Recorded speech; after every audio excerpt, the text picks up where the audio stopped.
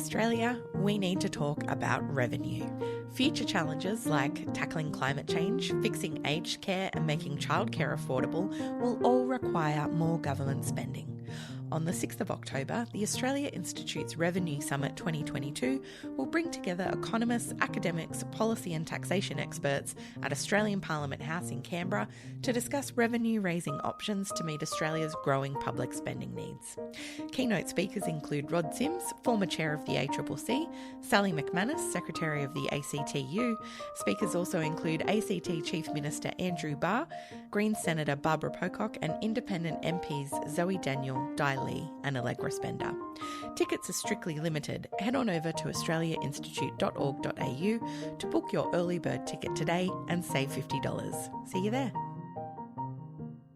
I think in practice, the way it's backfired is people have seen enough of the things that they like in those various things that have been described as woke that they think, well, if Pope Francis is woke... If the Wiggles are woke... Exactly, I'm in good company. And so I think of the right-wing commentators who use these terms a bit like Wile E. Coyote on the edge of the cliff, hammering away, not realising that he's on the part that isn't attached to anything. One for Mum, one for Dad, and one for the country. And there has never been a more exciting time to be an Australian. Budgets are about choices, Fran, and you show what you value through the choices you make. This is coal. Don't be afraid. Don't be scared. The Treasurer knows. I want an economy that works for people, not the other way around. We'll just end up being a third-rate economy, a banana republic. Just follow the money. G'day, and welcome to Follow the Money, the Australia Institute's podcast that explains big economic issues in plain English. I'm Ebony Bennett, Deputy Director at the Australia Institute, and today, before we get into the Jobs Summit, the Revenue Summit, and the upcoming budget, we're going to explore something a little bit different, something a bit outside our usual discussion about the economy. You may have heard some Conservative commentators dismiss various things they don't like as being woke. Woke is destroying Australia and the Western world.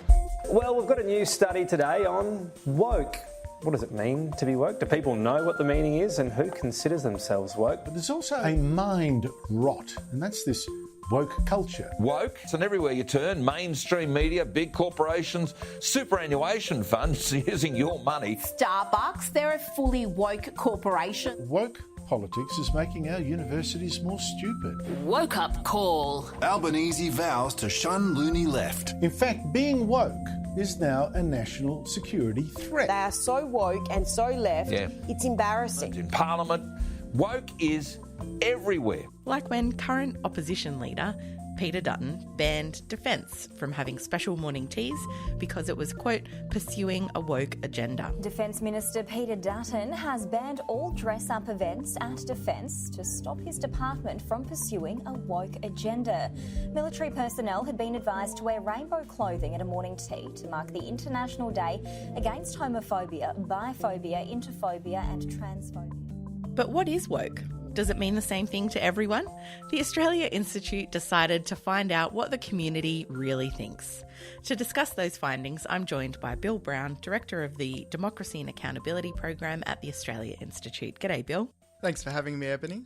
Bill, let's start with the basics. What is woke? Yeah, good question. The term woke has its origins in African-American vernacular, going back to the 1940s. Meaning something like becoming alert to racial prejudice and discrimination in society. You can see decades on in the context of the civil rights movement how that concept would keep having salience. And in more recent years, its meaning expanded a bit to include waking up to other social justice issues that exist in society. The metaphor itself, of course, goes back thousands of years. Every religion that I looked at had some kind of waking up as a metaphor for becoming enlightened about the nature of the world. The most striking thing about the story of Rip Van Winkle is not merely that Rip slept 20 years, but that he slept through a revolution. One of the great liabilities of life is that all too many people find themselves living amid a great period of social change, and yet they fail to develop the new attitudes, the new mental responses that the new situation demands. And they end up sleeping through a revolution. But what we see in recent years is the term getting co-opted and used mostly by commentators and politicians on the right, whether it's Donald Trump or Fox News commentators, using the term very generally as a criticism of things that might be progressive, inclusive, or generally just something they disagree with. So it's a pretty broad spectrum of things. Exactly. I've been given the privilege, actually, of writing the foreword for Dr. Kevin Donnelly's new book, The Dictionary of Woke. Mrs. I'd be too scared to use that term today, but your definition is a misogynist and patriarchal expression used by husbands to describe their wives. Equally as offensive are descriptions like she who must be obeyed, the old minder one, and the better half. Surely you can get away with better half.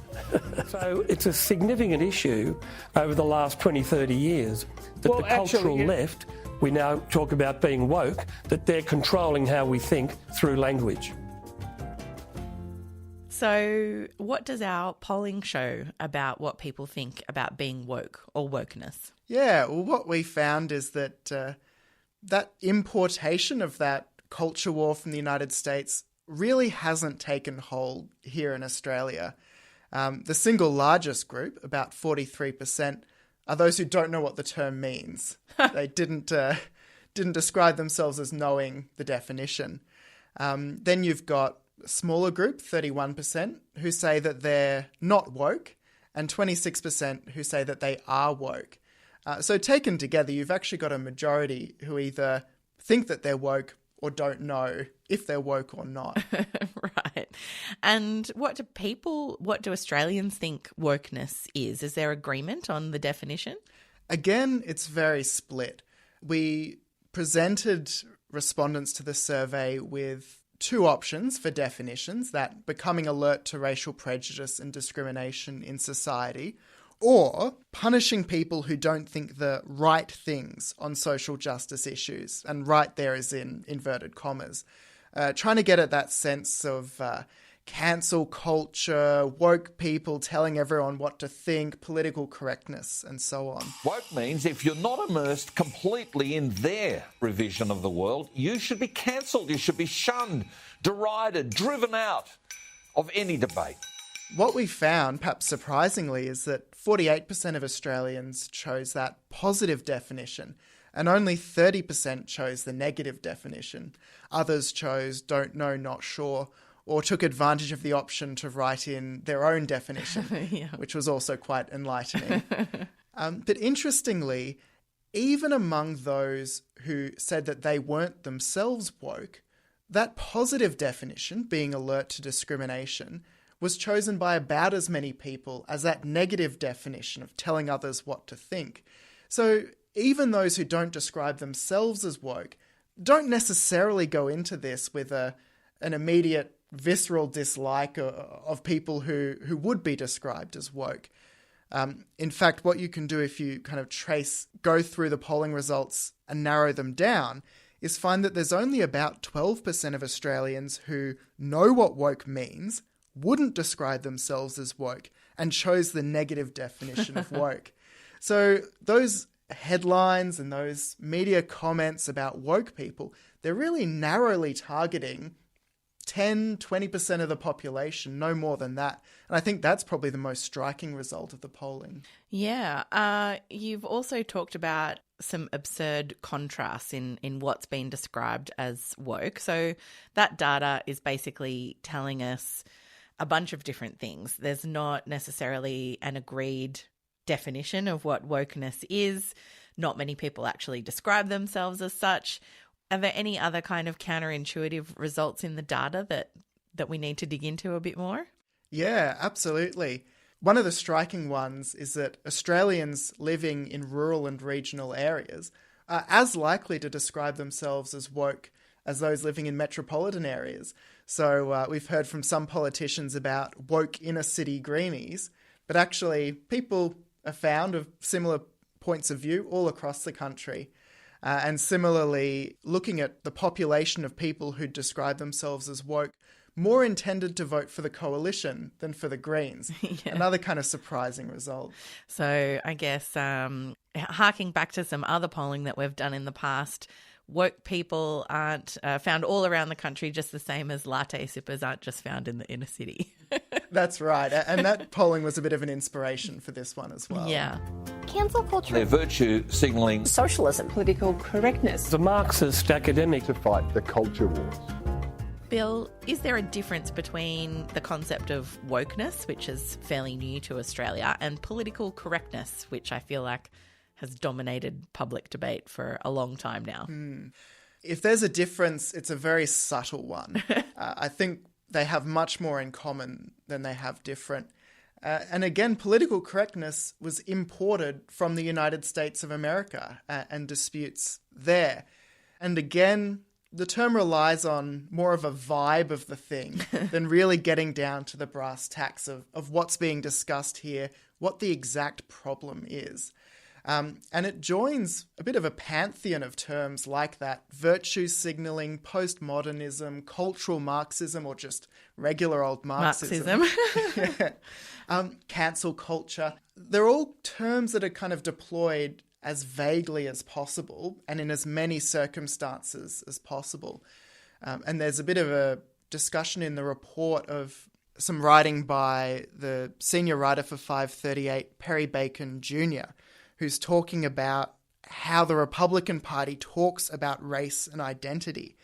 And he says that they talk about it in vague terms like cancel culture and woke, because in an increasingly diverse country across a number of dimensions, Republicans need to make their cultural appeals to the party's more conservative voters more subtext than text to avoid turning off too many Americans who wouldn't want to vote for candidates or a party that they perceive as bigoted. Yeah. So you can see there how that strategy of speaking broadly plays into the idea that you can build a coalition of grievance that starts to break apart if you get too specific. And one of my favourite parts of the report is there's a couple of pages there dedicated to going through all the different people and things and movements that have been described as woke. And it's everything from the Australian cricket team, Disney, the Wiggles, the Queen of Australia and England, as well as topics like racial justice, inclusive language, action on climate change, all the way to vegan food and bad erotica. So, Bill, the strategy is effectively to kind of, to the masses, apply it to so many things that effectively becomes meaningless, but to send kind of a narrow cast message to others to kind of activate them without necessarily saying, I don't like this thing because I don't like gay people. Exactly, yeah. That's the hope. I think in practice, the way it's backfired is people have seen enough of the things that they like in those various things that have been described as woke that they think, well, if Pope Francis is woke... If the Wiggles are woke... Exactly, I'm in good company. And so I think of the right-wing commentators who use these terms a bit like Wile E. Coyote on the edge of the cliff, hammering away, not realising that he's on the part that isn't attached to anything. So it seems that the Wiggles have gone woke by diversifying their particular wiggly crew of Wiggles. This is of varying skin tones and genders. You know, not everyone's happy, Anthony. Apart from us, we are very happy. Don't worry about us. No such thing as too many Wiggles. But that troublesome and boring Senator Matt Canavan in Queensland and said, if you go woke, you go broke. How do you respond to that sort of thing? Oh, I didn't even know what it meant. And we've been celebrating sleeping for years, so I don't know, mate. I haven't woken up. And it's used in a bit of contradictory terms as well. We've discussed kind of making it vague and broad and a bit meaningless, but it's also contradictory in a couple of places in the way people use it. Yeah, definitely. One of my favourite examples is last year Senator Matt Canavan wrote, "The most pathetic example of the West's decline this week was the House of Windsor's cringeworthy diatribe against world leaders." We have to reduce emissions urgently and take action to tackle the carbon already in the atmosphere. I, for one, hope that this conference will be one of those rare occasions where everyone will have the chance to rise above the politics of the moment and achieve true statesmanship. So he's writing at the time of COP, the conference looking at climate change. The big one that was in Glasgow. That's right, yeah. And Queen Elizabeth, Prince Charles and Prince William all said that COP needs action, not just words. Hugely controversial. Yeah, seemed pretty inoffensive to me. But meanwhile, there's a headline for a Nick Catter op-ed, so he's head of the Menzies Research Centre, saying that it's the push for Australia to become a republic that is just the tip of the dangerous iceberg of woke. So you're kind of damned if you do, damned if you don't. Whichever side you're on, you're either woke or anti-woke. Yeah, although to be honest, I would not want to hit an iceberg of woke. That sounds pretty dangerous, Bill. That's true. So what do we lose from this overly simplistic view of the world, Bill? I think the main thing that we lose by kind of forcing people to pick a side and lumping all these issues together is the chance for nuanced debate or even just discussion that doesn't have to get to the point of an argument. And one of the articles that I left off my list of woke offenders was about the author John Marsden, and its heading was Lost in the Woods of the Woke. It's by Ricky French in The Australian. But I left him off because John Marsden doesn't use the term himself. It's attributed to him. And he's writing about children using unsophisticated language in the way that they talk to each other. So one child calling another fat, for example. And his argument is that that's not necessarily bullying because kids have limited skills and experience, making it harder for them to express themselves as an adult would. And I think that's an interesting discussion to have and not one that naturally splits into woke and unwoke. But you lose that if it's just a matter of picking your sides and railing against the politically correct or the politically incorrect. So I think that's a real shame to lose that. There is a bit of an insight if you go back to the original book that the article's about, and John Marsden goes on to say, adult bullying is actually more of a problem. And he names a couple of Murdoch Press offenders in this case. And so maybe it's a strategic choice to focus on the woke argument rather than acknowledge his point among the adult bullies. I don't think he was too woke. He was the exact opposite. You know what woke means? It means you're a loser. Woke culture is backfiring on all of these companies. I mean, you look at Disney, for example. This law was to protect parental rights and children. But Disney, the suits at Disney decided to cave with the radical mob. It troubles me that there's so much focus on the wokeism instead of teaching all the stories of America in these books. So Bill, you've said this term has been applied effectively as an insult to a wide range of people, everyone from Disney to the Wiggles. But we talk about the use of it from the conservative side of politics. And you've made the point in a few places I've heard that, for example, Dave Sharma was accused of being woke for using the term white privilege, the former member for Wentworth, as well as other, some might describe them as moderate liberals. If this is the side that's effectively using these terms as insults, what does that tell us? What can we learn from how they're using it there in that respect? Yeah, I think it's very telling that those further to the right on the conservative side of politics see it as an effective attack on their own colleagues to be able to describe them as woke. Of course, the danger there is that you split your own coalition. As well as Dave Sharma using the term white privilege, A number of Liberal MPs, state and federal, were accused of being woke numpties for criticising Catherine Deves' comments about transgender people and the debate there. Partly we can see why the term woke is accepted by an unusually large number of coalition voters, because they're seeing moderates that they like and respect tarred with the same brush.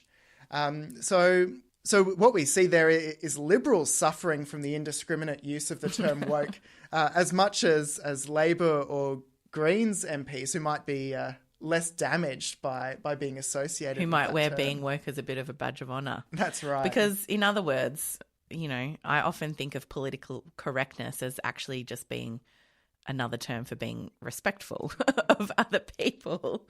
It seems to be where you take account of people's feelings. That often seems to be a euphemism for political correctness as well. Bill, before we wrap up, I guess, what's the takeaway from this overall, from this obsession of wokeness? Is it really adding to our national debate? I think the takeaway is that attempts to divide Australians on culture war grounds have failed. They haven't cut through, and they haven't managed to pit one large group of people against another.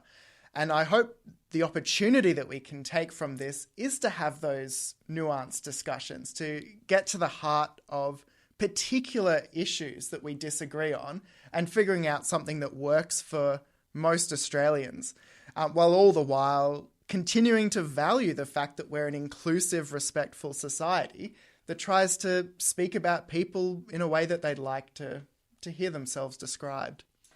Lastly, for any parents concerned about the fact that the Wiggles might go broke because they went woke, as I believe a number of headlines read last year when they added some people to their roster who were people of colour, who were women, I'm happy to confirm that the Wiggles held a sold-out arena tour earlier this year and are set to celebrate the holidays with families all over the country with their usual Wiggles holiday party big show at the end of the year. So the Wiggles are doing just fine despite being woke. Good to hear. This episode was recorded live on Tuesday, the 30th of August 2022, and things may have changed since recording. You can visit australiainstitute.org.au for all our latest research and content, including our woke polling, and we're on Twitter at the Oz Institute with an AUS. My Twitter handle is Ebony_Bennett with a N-T.